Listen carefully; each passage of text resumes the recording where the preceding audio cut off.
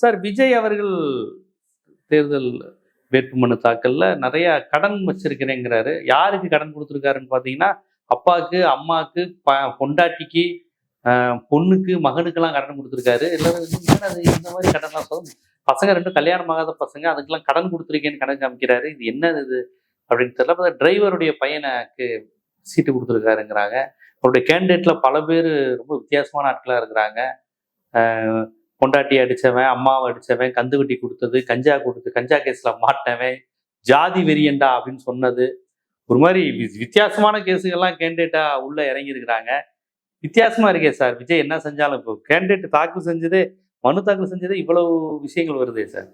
அதாவது நேத்திக்கு பாத்தீங்கன்னா சொத்து அவர் வந்து தாக்கல் பண்ணியிருக்காரு. மனு தாக்கல் பண்ணதோட அசையும் அசையா சொத்துக்கள் 520 கோடி ரூபாய் என்கிட்ட இருக்கு அப்படின்னு இருக்காரு. அவர்கிட்ட மட்டும்தான் 520 கோடி ரூபாய் சொத்து இருக்கு, பணம் இருக்கு, எல்லாம் இருக்கு. ஆனா அவங்க குடும்பத்துல உள்ள எல்லாருமே பாத்தீங்கன்னா கடனாளிகளா இருக்காங்க. எல்லாரும், அதாவது வந்து மனைவி கடனாளியா இருக்காங்க, அப்பா, அம்மா, பையன், பொண்ணு எல்லாருமே கடனாளிகளா இருக்காங்க. இந்த கடனாளிகளா எப்படி ஆனாங்க, யார் கடன் கொடுத்தா, யார்கிட்ட கடன் வாங்கினாங்க அப்படின்னு பாத்தீங்கன்னா கடன் கொடுத்ததே விஜய் தான்.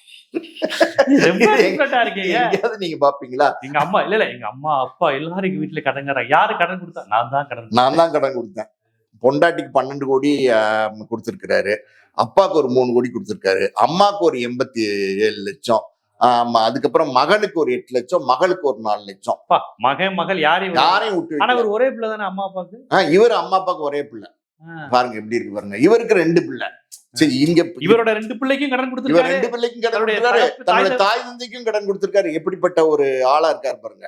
கேரியரின் உச்சம்னு சொல்றாரு அவரு. புரியல, அவர் தான் சொல்றாரு கேரியரின் உச்சம்னு. அவர் வந்து பாத்தீங்கன்னா 275 கோடி ரூபாய் வந்து இன்னைக்கு வந்து சம்பளம் வாங்குறதா வந்து சினிமா வட்டாரத்துல வந்து சொல்றாங்க. சரி, ஒரு 10 நிறைய பொய்ன்னு சொல்லுவாங்களே.